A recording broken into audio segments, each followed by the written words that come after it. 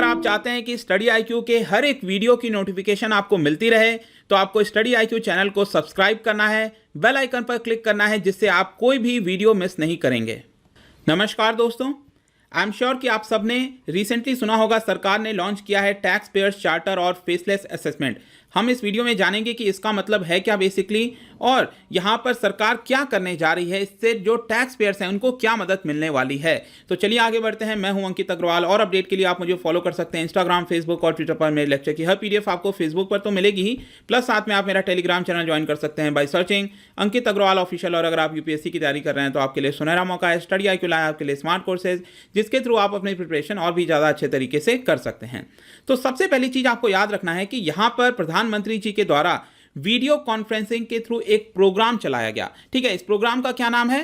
Transparent taxation honouring दी honest. इसका मतलब क्या है कि यहां पर जो भी टैक्स पेयर है जो सही तरीके से यहां पर ऑनेस्टली अपना टैक्स पे कर रहा है, उसको एक तरह से ऑनर करना। ऑनर अब किस तरह से किया जा सकेगा? यहां पर जो टैक्स अथॉरिटीज हैं वो कई बार हमने देखने को मिला है कि जो टैक्स अथॉरिटीज हैं वो काफी ज्यादा प्रॉब्लम क्रिएट करती हैं टैक्स पेयर्स के साथ। यहां पर जो लोग अच्छे से टैक्स पे भी करते हैं उसके बावजूद भी उनको प्रॉब्लम क्रिएट होती है। तो इसको रिड्यूस करना, इसको मिनिमाइज करना, ताकि ज्यादा से ज्यादा लोगों का भरोसा हो सके अथॉरिटीज के ऊपर, यही बेसिक प्रोग्राम है यहां पर ट्रांसपेरेंट टैक्सेशन ऑनरिंग दी ऑनेस्ट। अब इसके अंदर क्या है? 3 स्कीम सरकार लेकर आई है। एक स्कीम का नाम है टैक्स पेयर्स चार्टर, दूसरे स्कीम का नाम है फेसलेस असेसमेंट और तीसरे स्कीम का नाम है फेसलेस अपील्स। अब इसमें से ये जो टैक्स पेयर्स चार्टर है और जो फेसलेस असेसमेंट है ये ऑलरेडी लागू हो चुका है।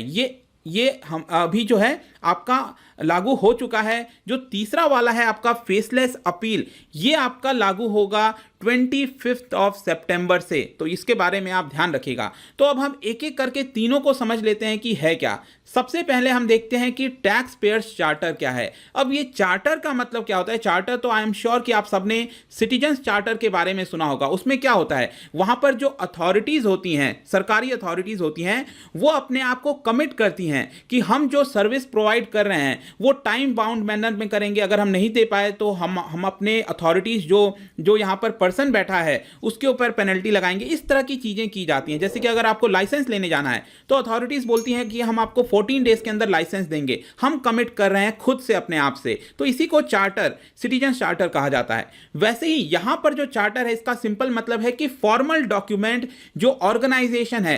तो इस केस में ऑर्गेनाइजेशन कौन है? जो टैक्स अथॉरिटीज हैं, जैसे कि सीबीडीटी हो गया, central board of direct taxes. ठीक है, तो ये एक तरह से कमिट करेंगी कि उनका राइट्स क्या है, वो क्या राइट्स आपको दे रही हैं, उनका मेन एम क्या है, प्रिंसिपल्स क्या है, किस तरह से वो चीजों को फॉलो करेंगी। तो याद रखिएगा ये बहुत ही जेनरिक चीजें यहां पर बताई गई हैं सरकार के द्वारा। कोई स्पेसिफिक नहीं बताया गया है कि हम इतने दिन में ऐसा कर देंगे, वैसा कर देंगे। वो लेट्स सी कि आगे क्या होता है कि नहीं, लेकिन यहां पर आपको बहुत ही जनरल चीजें मिलेंगी। जैसे कि यहां पर जो टैक्स पेयर चार्टर है उसमें आपको 2 चीजें देखने को मिलेंगी। एक है कि सरकार अपनी तरफ से क्या कमिट कर रही है, क्या कमिटमेंट दे रही है सरकार टैक्स पेयर्स को, और दूसरा यहां पर टैक्स पेयर्स से वो क्या ऑब्लिगेशंस चाहती है। जैसे कि हमारे संविधान के अंदर आपको मौलिक अधिकार दिया गया है, वैसे ही आपके ऊपर ड्यूटीज भी हैं कि आपको यहां पर ये चीजें करनी चाहिए अपने देश के लिए। सेम उसी प्रकार से यहां पर सरकार कह रही है कि कुछ कमिटमेंट हम अपनी तरफ से कर रहे हैं और कुछ चीजें हम आपकी तरफ से भी एक्सपेक्ट करते हैं। तो टैक्स पेयर में यहां पर जल्दी से हम देख लेते हैं कि सरकार क्या क्या चीजों की कमिटमेंट कर रही है। इसमें सबसे पहला है कि जो टैक्स अथॉरिटीज हैं वो यहां पर फेयर ट्रीटमेंट करेंगी, रीजनेबल ट्रीटमेंट करेंगी। ऐसा नहीं है कि अपनी जो मनमानी चलाती हैं टैक्स अथॉरिटीज वैसे वो कंटिन्यू अब नहीं करेंगी। दूसरा यहां पर है कि treat tax payer as honest. यहां पर सबसे बड़ी दिक्कत क्या होती है कि कहीं पर भी अगर टैक्स पेयर जो हैं, जो टैक्स अथॉरिटीज हैं, ये अपने मर्जी से यहां पर चीजों को देखती हैं कि ये पहले ही उनको गलत नजरिए से देखा जाता है कि जो टैक्स पेयर है वो यहां पर टैक्स नहीं भरा होगा। तो पहला थॉट ये नहीं होना चाहिए। पहला थॉट यही होना चाहिए कि वो जो पर्सन है वो ऑनेस्ट है। अगर उसमें कुछ गड़बड़ियां सामने आती हैं तब हमें उसके ऊपर जांच करनी चाहिए। तो दूसरा यहां पर ये हो गया। तीसरा बोला जा रहा है कि mechanism for appeal and review. यहां पर अगर टैक्स अथॉरिटीज आपके ऊपर कोई पेनल्टी लगाती हैं तो यहां पर एक प्रॉपर मैकेनिज्म होना चाहिए ताकि आप उस चीज के ऊपर अपील कर सकें, उसके ऊपर दोबारा रिव्यू हो सके। फोर्थ इसके अंदर यह है कि यहां पर आपको कंप्लीट इंफॉर्मेशन दिया जाएगा टैक्स अथॉरिटीज के द्वारा जो भी एक्यूरेट इंफॉर्मेशन है टैक्सेशन से रिलेटेड, ये सारी चीजें की जाएंगी। फिफ्थ है यहां पर टाइमली डिसीजन लिया जाएगा। जैसे कि आपने देखा होगा कि जो टैक्स अथॉरिटीज होती हैं वो आपको सालों सालों लटका देती हैं। मतलब कि अगर आपके ऊपर कोई भी चार्ज लगा है तो वो 5 साल 7 साल 10 साल तक चलता जाएगा और सिंपली आप उसी के अंदर उलझे रहोगे। तो ऐसा नहीं होना चाहिए। यहां पर जो भी डिसीजन लेना है उसको टाइम बाउंड मैनर में लेना चाहिए। टैक्स अथॉरिटीज को ऐसा सरकार कमिट कर रही है। फिर है यहां पर 6 नंबर पर to collect the correct amount of tax. ऐसा नहीं है कि टैक्स अथॉरिटीज जितना मन चाहे टैक्स आपसे ले सकती हैं, जितना लॉ के अकॉर्डिंग टैक्स बनता है वही यहां पर लिया जाएगा। 7th है to respect privacy of tax payers. बहुत ही ज्यादा इंपॉर्टेंट है। जैसा मन चाहे टैक्स अथॉरिटीज आपके फाइल्स, आपके जो भी इंपॉर्टेंट डॉक्यूमेंट्स हैं उसको नहीं देख सकती। जितना आवश्यकता है चीजों की जांच करने की वही यहां पर टैक्स अथॉरिटीज के द्वारा किया जाएगा। फिर है आपका 8 नंबर पर कॉन्फिडेंशियलिटी। इसका मतलब यह हुआ दोस्तों कि अगर टैक्स अथॉरिटीज के पास आपका कोई भी इंफॉर्मेशन है तो वो इंफॉर्मेशन टैक्स अथॉरिटीज किसी और के साथ शेयर नहीं कर सकती हैं। जैसे कि अगर आपका कोई कॉन्टैक्ट है किसी डायरेक्ट टैक्स अथॉरिटीज के अंदर तो आप उसके थ्रू किसी दूसरे पर्सन की जानकारी नहीं ले सकते। तो इस तरह की जो चीजें हैं कॉन्फिडेंशियलिटी, ये बहुत ज्यादा जरूरी होता है। 9th नंबर पर है to hold its authorities accountable. मतलब कि अगर कोई भी अथॉरिटी के अंदर कोई पर्सन है, ऑफिसर है, वो गलत चीजें कर रहा है तो उसको अकाउंटेबल बनाना। फिर है यहां पर to enable representative of choice. जैसे कि यहां पर क्या है, ये बोला जा रहा है कि अगर सपोज आप बिजी हो, मतलब कि आपने देखा होगा कई लोग कई सारे बिजनेसेस करते हैं, उनके पास टाइम नहीं होता कि वो खुद जाकर अपने आप को रिप्रेजेंट कर सकें, तो यहां पर एक रिप्रेजेंटेटिव आप अपॉइंट कर सकते हो अपनी तरफ से। तो जो भी आपका डिसीजन है वो पर्टिकुलर आपकी बिहाफ में लेगा। फिर है यहां पर 11th नंबर पर to provide mechanism to launch complain. किसी ऑफिसर के खिलाफ कोई कंप्लेन वगैरह है तो भी आप उसके ऊपर लॉन्च कर सकते हो।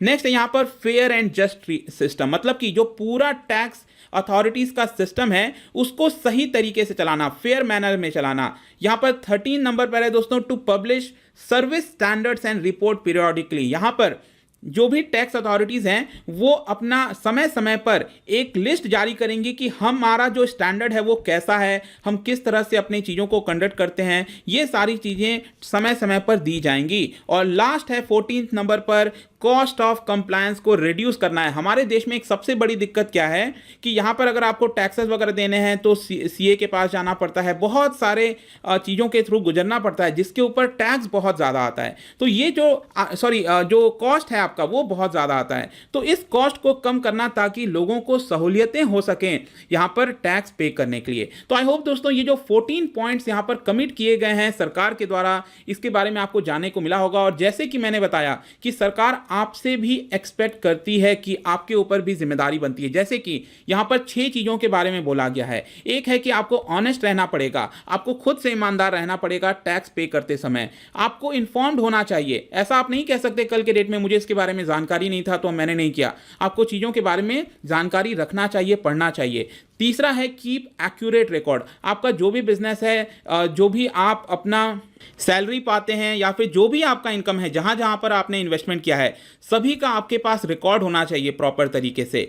4th नंबर पर है to know what your representative. जैसे कि मैंने अभी आपको बताया कि आप एक रिप्रेजेंटेटिव अपॉइंट कर सकते हो। तो ऐसा नहीं कल के डेट में आप ये नहीं बोलोगे कि मेरे रिप्रेजेंटेटिव ने ऐसा किया तो मुझे इसके बारे में जानकारी नहीं था। जो भी स्टेप आपका रिप्रेजेंटेटिव रख रहा है उसके बारे में आपके पास पूरी जानकारी होनी चाहिए। 5th नंबर पर है रेस्पॉन्ड इन टाइम। अगर टैक्स अथॉरिटीज कोई आपसे सवाल पूछती हैं आपको उसी समय यहां पर जवाब देना चाहिए एक पर्टिकुलर टाइम पीरियड के अंदर।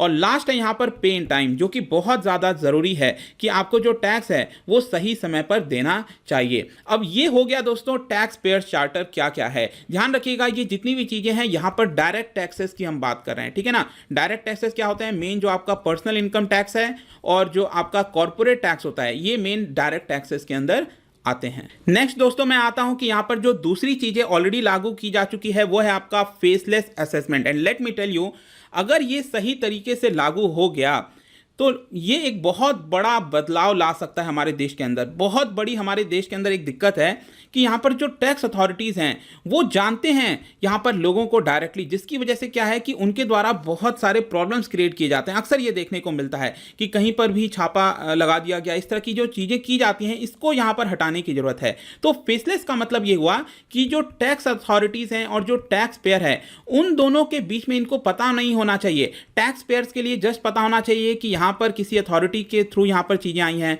जो टैक्स अथॉरिटी है, जो पर्सन यहाँ पर काम कर रहा है, उसको ये नहीं पता होना चाहिए कि वो किससे डील कर रहा है। मतलब फेसलेस होना चाहिए, क्योंकि अगर उसको पता चल गया तो हो सकता है कि वो अपना पर्सनल गजेस निकाल सकता है। इस तरह की बहुत सारी चीज़ें होती हैं। तो यहां पर इसको आसान बनाने के लिए आप देख सकते हैं इसमें भी 5 मेन चीजें की गई हैं।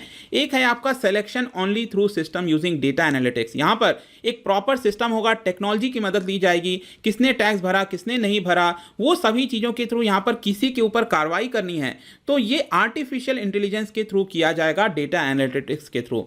दूसरा है यहां पर अबॉलिशन ऑफ टेरिटोरियल जुडिक्शन। अगर आप दिल्ली में रह रहे हो तो ऐसा नहीं है कि दिल्ली की टैक्स अथॉरिटीज आपके ऊपर निगरानी रख सकती हैं, मुंबई के अंदर भी कर सकती है। मतलब कि एक टेरिटरी का जो पूरा सिस्टम है वो हटा दिया गया है। जो एलोकेशन ऑफ केसेस है वो कहीं पर भी जा सकते हैं, भले ही आप देश के किसी कोने में रह रहे हो। फिर है यहां पर सेंट्रल इशुएंस ऑफ नोटिस। जो भी नोटिस भेजे जाएंगे एक सेंट्रल इशुएंस नोटिस के थ्रू भेजी जाएगी। एक प्रॉपर अथॉरिटी होगी, प्रॉपर सिस्टम होगा, उसी के थ्रू यहां पर सभी को नोटिस भेजे जाएंगे टैक्स से रिलेटेड। फिर है आपका नो फिजिकल इंटरफियरेंस। जैसा कि मैंने आपसे बताया कि जो इनकम टैक्स ऑफिस है, जो ऑफिसर है, उसके साथ आपका डायरेक्ट कोई भी फिजिकल इंटरफेरेंस नहीं होगा।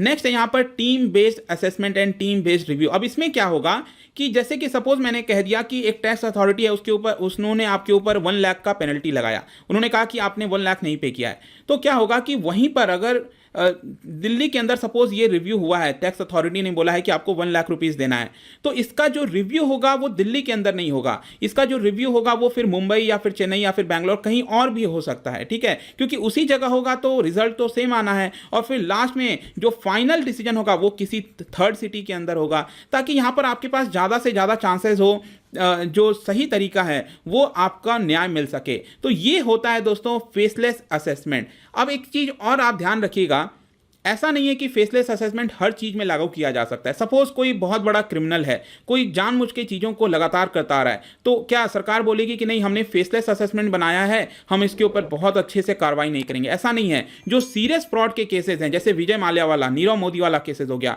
मेजर टैक्स जो इवेट करता है, पैसों को बाहर भेजता है, अंदर लाता है, सेंसिटिव और सर्च मैटर्स में यहां पर फेसलेस असेसमेंट लागू नहीं होगा। वैसे ही इंटरनेशनल टैक्सेशन हो गया, ब्लैक मनी एक्ट हो गया, बेनामी प्रॉपर्टी हो गया, ये सब आपके एक्सक्लूडेड हैं, एक्सेप्शन है। और लास्ट में दोस्तों मैं यहां पर आता हूं कि जो 25 सितंबर से लागू किया जाने वाला है, दैट इज फेसलेस अपील। देखिएगा, अब इसका सिंपल मतलब यह है कि आपके ऊपर कोई भी अगर कार्रवाई की जा रही है, कोई भी प्रॉब्लम हो रहा है, तो आप उसको अच्छे से अपील कर सको हायर अथॉरिटीज के पास, ठीक है, आप उसको चैलेंज कर सको। तो ये स्कीम लाई जाएगी 25 सितंबर से। यहां पर क्या क्या है, appeals to be randomly allotted to any officer in the country. अगर आप सपोज मुंबई के अंदर हो, आपने कोई भी घोटाला, कोई भी सपोज आपने पेमेंट नहीं किया टैक्स का, तो मुंबई का ऑफिसर आपके ऊपर चेकिंग नहीं करेगा। देश का कोई भी ऑफिसर कहीं पर भी आपका जो केस है वो एलोकेट किया जा सकता है। फिर दूसरा है the identity of the officer deciding appeal will remain unknown. आपको पता ही नहीं होगा कि कौन सा ऑफिसर आपकी जांच कर रहा है, ठीक है। और यहां पर तीसरा है the appellate decision will be team based review. ना अगेन वही सेम चीज है जो मैंने आपको बताया था कि एक शहर से दूसरे शहर ये जाएगा रिव्यू के लिए और फाइनल डिसीजन यहां पर तीसरे शहर में लिया जाएगा। एक तरह से आपको ज्यादा मौका मिल रहा है कि जो आपके ऊपर पेनल्टी या फिर टैक्स का भार डाला गया है वो सही है कि नहीं सही है, ठीक है। तो आई होप दोस्तों ये तीनों जो चीजें थी वो मैंने आपको बता दिया है। प्रधानमंत्री ने यहां पर अपने स्पीच में क्या क्या बोला ये भी मैंने यहां पर डाल दिया है। एक दो चीज मैं आपको यहां पर बता देता हूं। उन्होंने बेसिकली बोला कि हमारे देश में जो एक्चुअल में टैक्स पेयर है वो सिर्फ 1.5 करोड़ है। मैं आपको यहां पर बताऊं तो 130 करोड़ जनता में से, हाँ ऑब्वियस सी बात है हम यहां पर डायरेक्ट टैक्स की बात कर रहे हैं, जीएसटी तो सभी लोग पे करते हैं, ठीक है, डायरेक्ट टैक्स की हम बात कर रहे हैं। तो 130 करोड़ पॉपुलेशन में यहां पर जो टैक्स रिटर्न दिया जाता है वो करीब 6.5 करोड़ लोग देते हैं, 6.5 करोड़। लेकिन इसमें से भी अगर आप देखिए तो सिर्फ 1.5 करोड़ लोग ही एक्चुअल में टैक्स पे करते हैं, क्योंकि 6.5 करोड़ में से 5 करोड़ का टैक्स बनता ही नहीं है, इसलिए वो पे ही नहीं करते। तो इसको, ये जो नंबर है वो हमें यहाँ पर बढ़ाने की आवश्यकता है। तो आई होप दोस्तों ये जो पूरा वीडियो था रिगार्डिंग जो सरकार नया पूरा सिस्टम लेकर आ रही है, जैसा कि मैंने आपको पहले भी बोला था, ये एक बहुत ही जनरल चीज़ें हैं। यहाँ पर आपका जो एक्सपेक्टेशन है, अगर हम ये एक्सपेक्ट करते हैं कि इसके थ्रू यहाँ पर अचानक से जो टैक्स कलेक्शन है वो बहुत ज़्यादा बढ़ जाएगा, तो ऐसा मुझे तो नहीं लगता कि बहुत तेज़ी से बढ़ जाएगा। हाँ, ये आगे लॉन्ग टर्म रिफॉर्म के लिए बहुत ही अच्छा कदम है। लेट्स सी कि क्या ये अच्छे से इंप्लीमेंट होता है कि नहीं। अगर आप मुझसे इकॉनमी पढ़ना चाहते हैं, कोई भी कोर्स परचेज करना चाहते हैं, आप स्टडी IQ ऐप पर जा सकते हैं। किसी भी इंक्वायरी के लिए आप मुझसे डायरेक्टली इंस्टाग्राम पर जुड़िए, यहाँ पर मैं डेली एक MCQ डालता हूँ, आप स्टोरीज में जाकर प्ले कर सकते हो। मिलता हूं आपसे next time. Till then, thank you very much, see you soon.